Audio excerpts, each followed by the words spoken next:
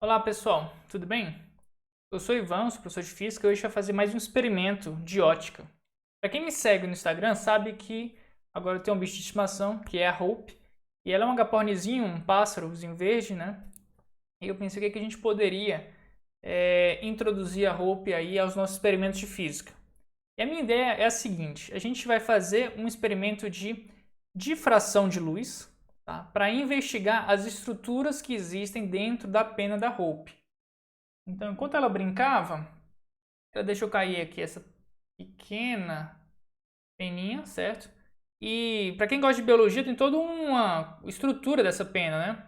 Então, deixa eu pegar aqui minha colinha, né? Tem essa parte aqui da raiz da pena, certo? Que é chamada de cálamo, né? Depois tem a penugem, que é o que a gente consegue ver.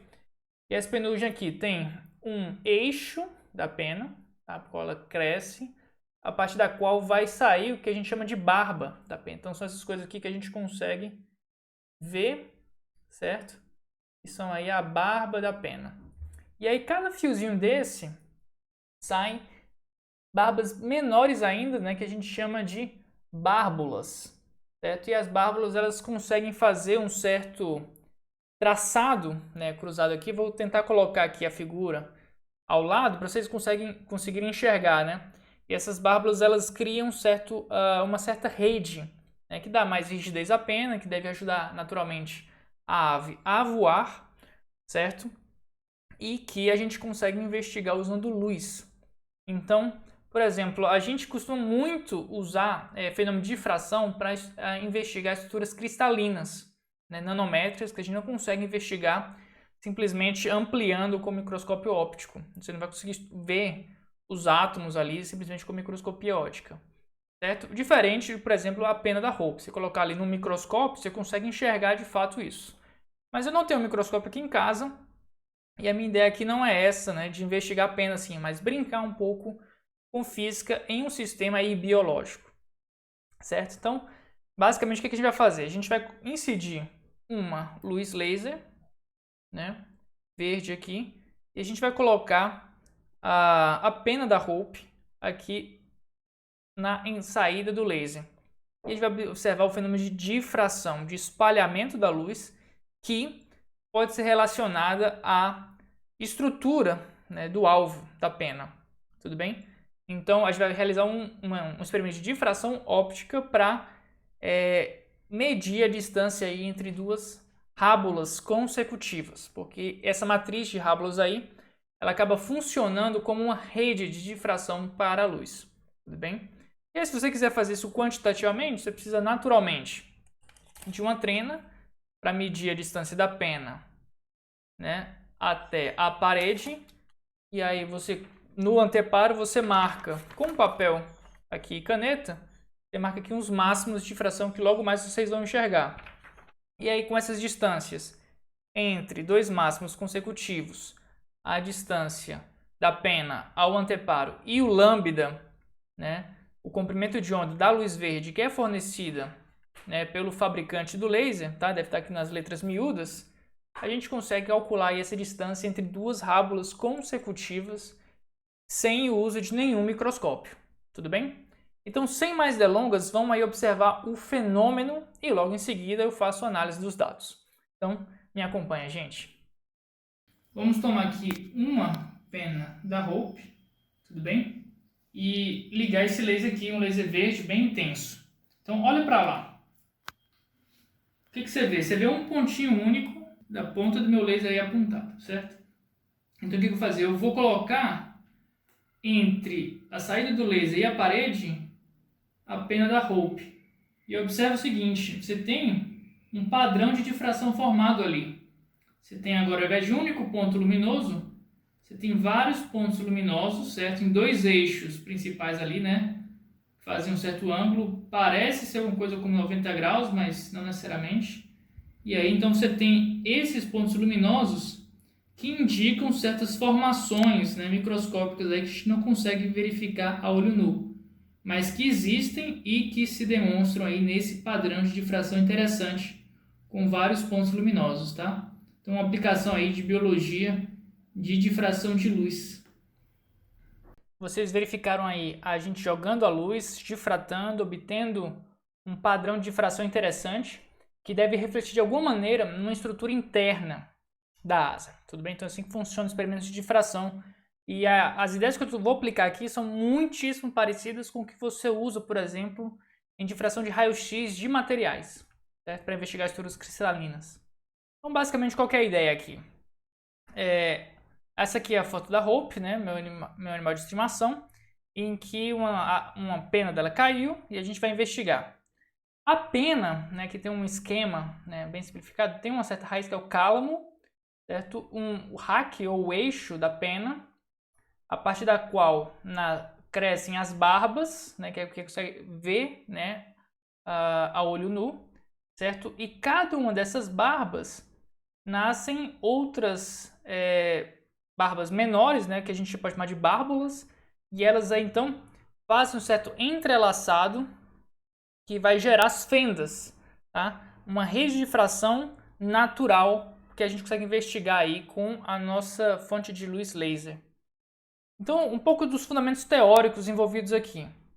A gente pode pensar, né, e modelar esse problema a partir de uma rede de difração infinita, em que eu tenho várias fendas distantes umas das outras de D. Elas têm uma certa espessura B. Eu posso investigar as duas juntas, certo?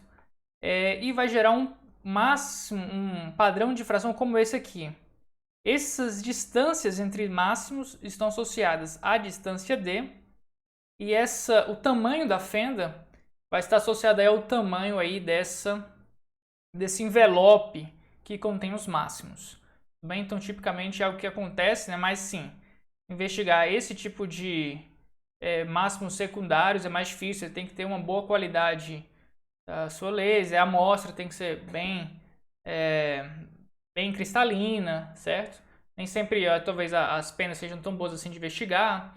Eu fiz na minha sala, né, de dia. Se eu fizer de noite, o resultado do experimento melhora, eu consigo ver mais picos aí de luz. Então é uma coisa bem interessante. Se a gente for investigar aí esse sistema físico aqui, uma rede de difração infinita, né, a gente pode demonstrar que esses pontos luminosos fortes, né, eles são determinados por certos tetas, né, que eles são dados por m lambda sobre d. Esse seno θ a gente pode trocar, né, para pequenos ângulos, aproximadamente pela tangente, que é essa distância x no anteparo, né, a parede, dividido por uma distância dzão, certo? Que a gente pode medir, que vai ser basicamente a distância entre a minha mesa e a minha parede. A gente pode isolar o x, encontrar que eles são aí equidistantes, pelo menos aqui perto do máximo, né? Enquanto ainda vale a aproximação de ângulos pequenos. E se a gente tomar agora um ΔX constante entre um máximo e outro consecutivos, a gente consegue calcular essa distância D entre duas fendas, ou seja, qualquer distância aí entre uma bárbula e a outra bárbula, né? Essa distância entre fendas aí geradas. E eu posso fazer um ΔX, certo? Entre uma fenda M e uma fenda M mais 1. Isolando D, a gente tem aqui que a distância entre as bárbulas é lambda D sobre o ΔX, que eu meço aqui no anteparo. Para vocês terem uma ideia de que como é a visão microscópica disso, que eu não tenho acesso, aqui a gente tem uma imagem, eu tirei do Wikipedia mesmo, certo? Aqui a gente tem a barba e aqui as bárbulas saindo, né? E a gente tem elas, você tem aqui como se fossem fendas, né? Numa direção e aqui do outro lado que fendas na outra direção. E esse ângulo aqui entre as duas, como eu falei, é uma coisa parecida com 90 graus, né? De fato, você tem duas fendas que geram aí esses padrões bem interessantes. Então, o que a gente vê ali com a difração é um reflexo desse tipo de rede de difração. Certo? Que a gente pode olhar aqui, nesse caso é um microscópio óptico de um zoom bem considerável de 700 vezes. E os nossos resultados, então medidas iniciais, eu medi a distância entre a mesa e a parede, deu 1,57 metros. O lambda do meu laser verde eu retirei do fabricante, né, 532, isso mesmo, nanômetros. E aqui isso é uma coisa para 10 elevado a menos 9 metros. E aqui a gente tem o padrão de difração verificado. A gente tem aqui uma linha bem definida, né, num eixo aqui, o outro eixo também bem definido. Cada um desses eixos deve estar associado aí a uma desses dois tipos de fendas aqui, né? Essas aqui ou essas aqui, certo? E aí eu tenho o padrão de difração gerado. Como é que a gente consegue medir isso, né? Você pode marcar esses pontos máximos com um lápis na parede, ou você coloca lá uma folha sulfite e marca na sua folha. Foi o que eu fiz aqui.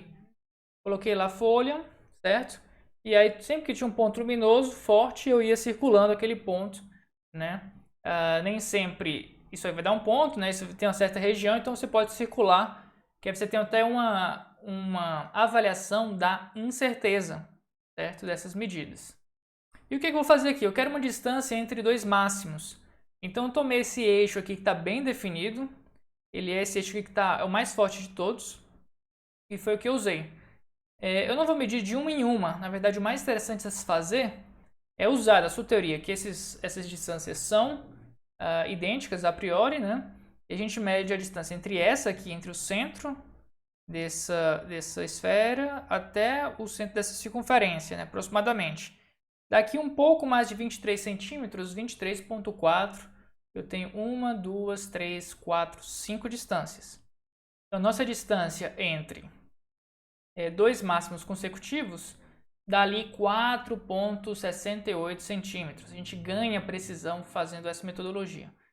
É claro que você poderia fazer outras medidas, olhar essa aqui, olhar essa, a outra, né?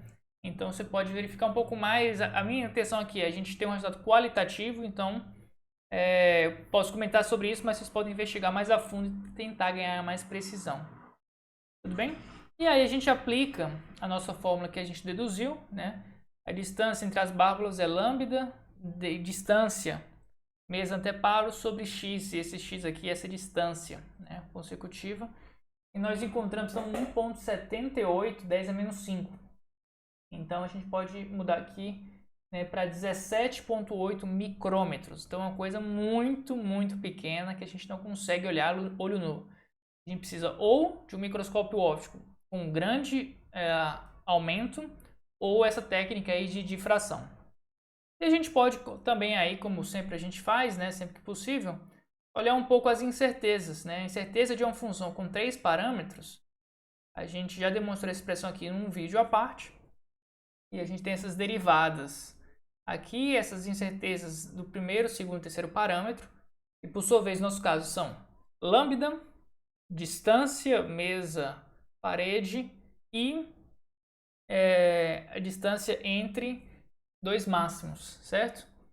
Aqui, a minha distância mesa-parede, eu coloquei aqui uma coisa bem grande, tá? Então, coloquei aí 5 milímetros, porque eu estou ali mexendo na parede para minha mesa, não está no chão, a garantia horizontal ali, talvez tenha alguma fonte de incerteza, onde eu coloco o laser, tá? Então, coloquei meio centímetro, para ser uma coisa bem conservadora mesmo, tá? A incerteza do meu lambda é fornecido também pelo fabricante, ele me dá aqui 532, mais ou menos 10 nanômetros.